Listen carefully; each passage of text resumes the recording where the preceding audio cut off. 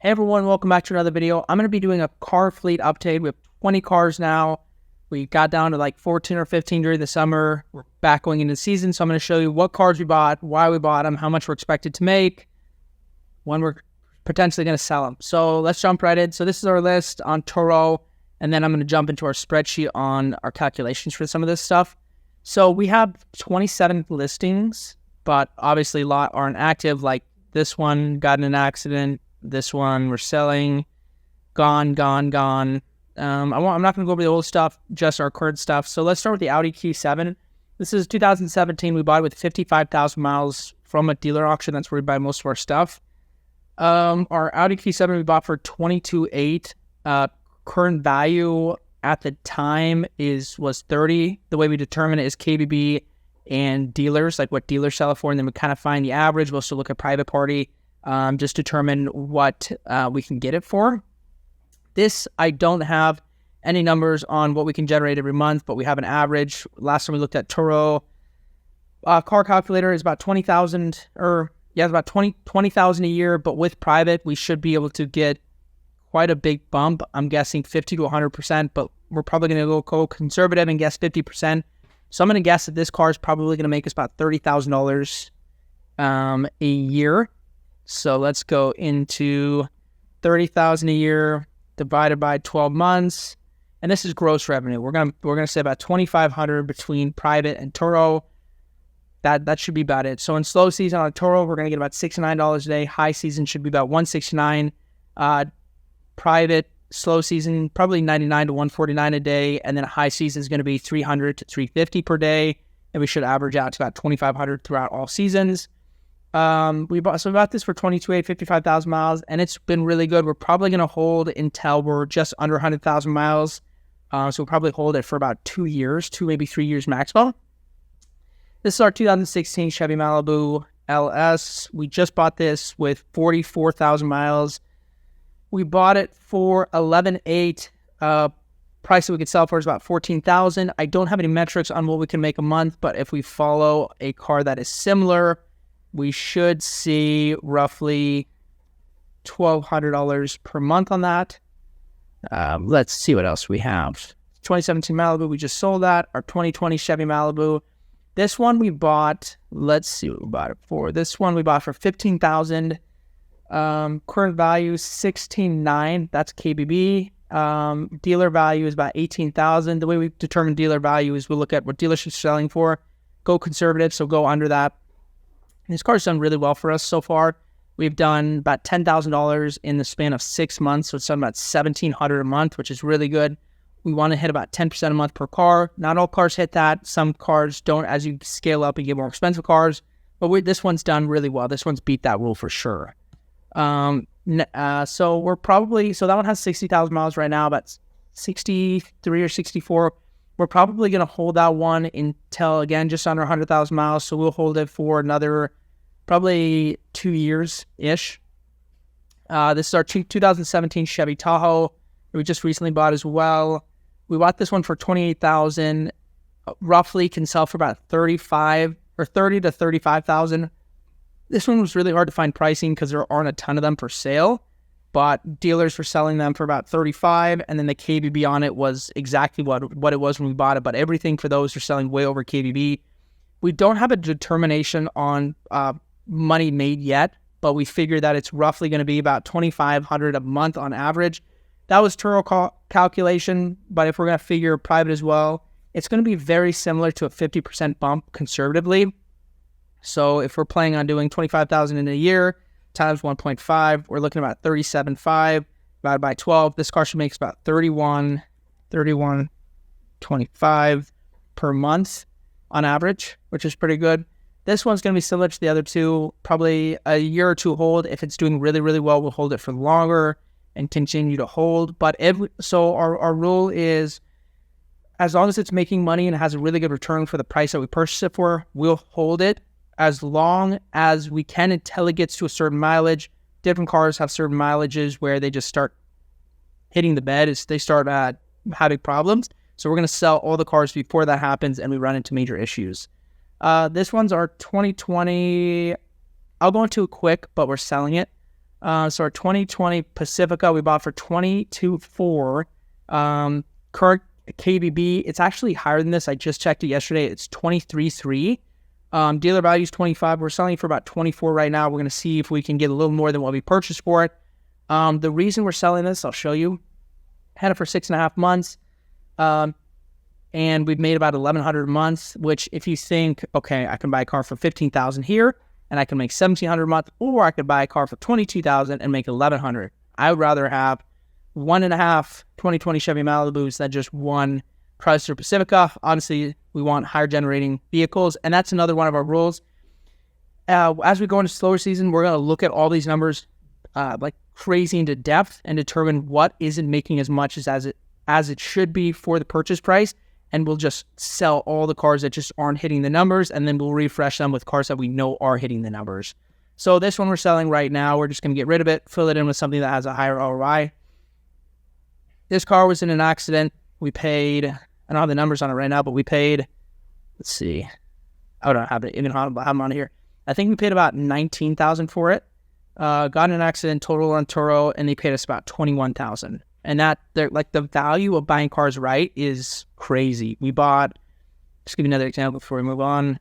This little thing, this little Kia Rio, this thing made us like $1,400 a month. We bought it for $8,600. Somebody stole it, brought it to Mexico. They called it a total loss, and they paid us $14,000 for it after the $2,500 deductible and after everything. It had crazy low miles, but that goes to show if you buy cars right, you will literally be unstoppable. It is crazy. So next cars are 21 Voyager. We're selling this one as well. Same reason as the last one.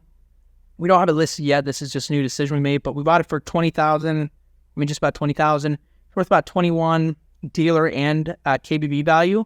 So it's made $1,275, which just isn't good enough for us. I mean, it just doesn't hit the return we need. We need another $600 to $800 a month, and we're probably not going to get that. So we're just going to get rid of it. The next one that we have is our Grand Caravan. This was one of our biggest mistakes we've had. We've been buying them really well recently, but that one was a terrible buy. Bought it from a dealership. We thought it was a good buy. We just said, well, I mean, it's $18,000.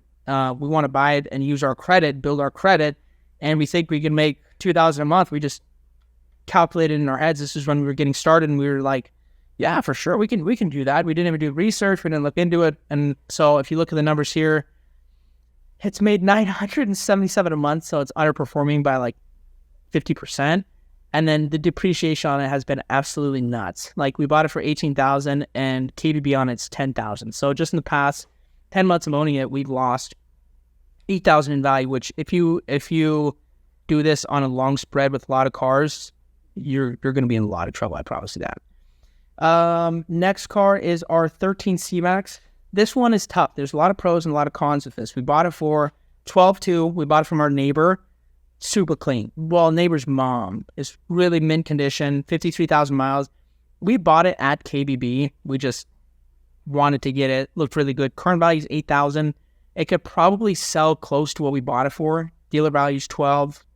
So, I mean, I'd guess we could probably sell for like $10,000 or $11,000. But we haven't had any issues. It's ran amazingly. The features are crazy. And look at this. ROI on it, we've made $1,200 a month on that thing, which is like bonkers. We're hitting the 10% rule for sure. That's a car we're 100% going to keep until we figure out that it's going to have problems, probably around that 100,000 mile. If we find out that these cars can last a lot longer without having maintenance problems, we'll hold it. Because an ROI like this, you need to keep stuff like that. And private rentals, this thing crushes it. Next car is these three are gone. We sold those. I'll run them by real quick. This one got for $5,600 with 59,000 miles or something. Ran it, honestly, crushed it. In last year, it was the highest producing car that we had. It made, because I mean, we didn't have a lot of cars last year, but that one made like $1,000 a month consistently. And really bought it for $5,600, and then we sold it for $7,700. We probably could have gotten a little more. So that one absolutely killed it. We made its money back 3x, and then sold it for 40% or 30% more than what we bought it for. This one was okay. This one we didn't have a lot of maintenance problems, but we bought it for $10,000. ran it for 2 years or a year and a half. We made about 19,000 and then sold it for 7,500. So we took a loss on the back end, which isn't ideal, but we definitely made the money back on the rentals. So, I mean, I think at the end is okay. We bought that private party. 16 Focus. We bought this one for 7,200 from dealer auction, and we ran it for only like 6 months just because we weren't huge on the return. Maybe it's 4 months. It's really short. So we owned it for 4 months. We probably made 2,500, maybe 3,000.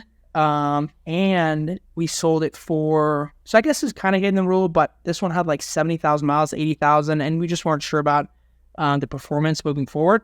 So we sold it for 12,500. So we made huge money in the back end. We made decent money in between. We did have to fix clutch, had a clutch problem. Sometimes these have those. So it did okay. I mean, back end was huge. Rental was just okay. Fusion, this one's a tough one. So our 2020 Ford Fusion, we bought it for 20,000. Bought it from dealer auction. Bought it with 36,000 miles. Current value is 17, so we've lost a bit on depreciation. Dealers are selling it for over 18, but 18 is our conservative number. The real problem lies in it's only making $1,325 a month on average, which isn't ideal. Like, I'd rather have a Chevy Malibu, pay $1,500, make, close to $1,500, $1,700 a month. So the problem lies in the ROI is not there, and then the depreciation is pretty tough. So Ford Fusions, I don't know, they're just okay. And similar story with this one, bought it for 12. This one's a little closer. It's making almost $1,000 a month on average. But it's just okay. And we could sell it for roughly probably what we bought it for or close to. But it's just okay. And keep in mind, all these numbers we haven't gone through like the crazy busy season for most of them. And I guess we could average it out, but we just want to get the highest performing cars and have maximum results. And I guess like normally people would maybe just check out the season to see how they're doing. But we want to absolutely maximize cash flow. So this is our 13 Elantra. This was a crazy good buy. When we bought it, it was worth like 13 or 14 on KBB, and the lady just wanted to get rid of it. So we bought it for 10,000. It's worth right now like 10 to 14,000. We could probably sell it for 12.5 comfortably. And this thing has made 1126 every single month. Like, our top month on this was, I think, 2,000 or 2,200. Absolutely kills it. So this car right now has 55 or 54,000 miles, and this is something we're going to hold like literally until the wheels fall off. Like, this thing is absolutely crushing it. Looking at the next cars are 19 Cherokees. I mean, so we have 3 Cherokees. We kind of bought them back to back. And they're just not doing great for us. So if we look down the road at the Cherokees, it's funny. The older the Cherokee, the more it's making, which does make sense. Probably something on our end, but it goes from 1,400 to 1,200 to 1,000. And as you can see, purchase price, well, kind of goes up, but kind of staggers. So it's 19.5 for the 19, 18.9 for the 20, and the 23 for the 21. And of course, that's the one that's making the least amount of money. Did have a couple problems. Did have it out for a little while, so maybe that's why. But if you look at the depreciation rate on this, I mean, it's just crazy. Like, that's something that we definitely don't want to deal with as we move forward. And they're just not getting the return. So those are cars we're also going to sell as well. So this doesn't have our full list. I'm going to add a couple or show you a couple. But we have these are 2 of our 2-1s right now. 2020, this one's white. Bought it for 19.3. It's worth about 20,000. So over what we bought it for, which is great. We could probably get more. I mean, if you look at this sheet, this is probably 5 or 6 months ago. It's worth 24.6, which is like a huge gap. KBB's down quite a bit. But you know what?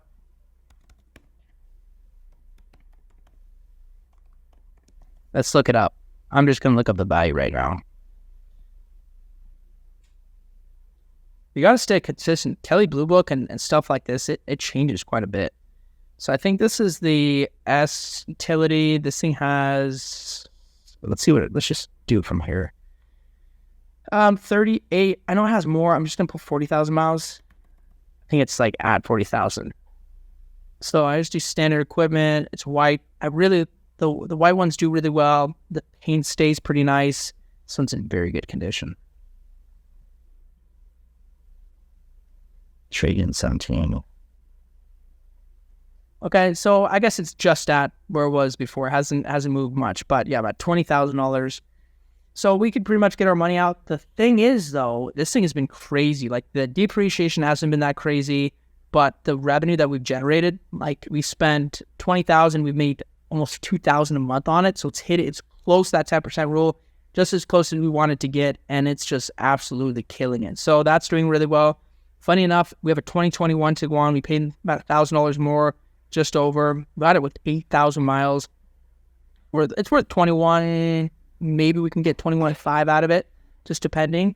And this thing is made $1,200. So there's a couple things we're figuring out with Tiguan's: color, package, how we rent them out, utilization, pricing. But I know that these are going to do really well. Like, the high season for them is crazy. Low season is still pretty good, and they stay pretty booked.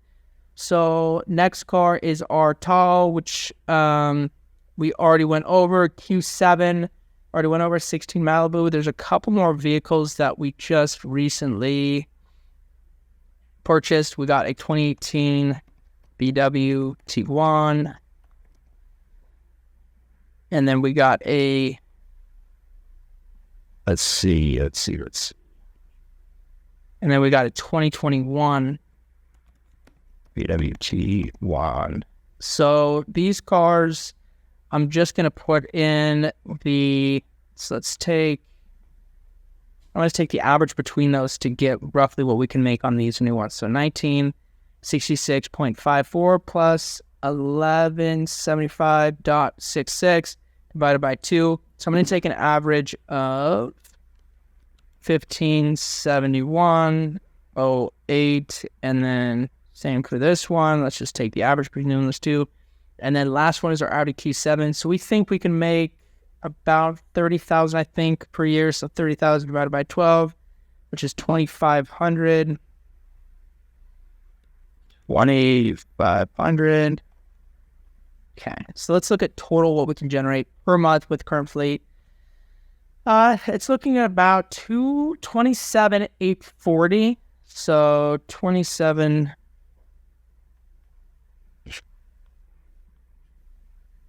Yeah, that's pretty great. So if you look at 27,848.37, I put that down here. 27,848.37 per month. And then from a year schedule times 12, we should be able to make $334,180.44. But we're not going to stop there. So as of right now, we have, let's see, purchase price is $328,000 for all of our vehicles. It's going to be a little more with these two new Tiguans that we just added, but I would call it about, those were each roughly 20. So 368,000. So let's look at total purchase is 368,746. Okay, so what I'm gonna do math on now is, if we're gonna make 334,180 in a year, 0.44 divided by 368,746, we're looking at 90%. So essentially, we're making 90%. Instead of making 10% a month, in a year, we're making 90%. So, of course, as you scale, you're going to lose some of the percentage. But what we can do to get to that number and higher is, number one, we can look at what we're doing wrong. So I already listed off the cars that are performing well because of either depreciation or the return's not there for the purchase price. So we're going to get rid of those, fill in those spots with cars that we know are going to have high utilization, high rate, high return. And then another solution that we're going to have is we are going to push more to private. Private has higher return, higher opportunity. We actually know what we're spending versus what we're getting, instead of Turo, like, you kind of think you know what you're getting, but you're just not sure. So with those numbers, I'm sure that we'll be able to easily blow past 10% a month. But of course, it's just going through, fixing, tweaking. This is a big game. This is a game that you have to continually strategize and work on. You don't have to if you don't really want to be in it for a very long time, but if you plan on staying in this game, staying in this space, like, you have to consistently work on your your business, your return on investment, your margin. Like there's so many things to think about. If you leave it, you're going to get stuck. You're going to be in a rat race and it's going to be tough. So hope you learned something. Little fleet update. I hope to do this every once in a while. Maybe once we are buying more cars, show you what we're working on right now. Thanks again for watching. Please subscribe and I hope to see you in the next video.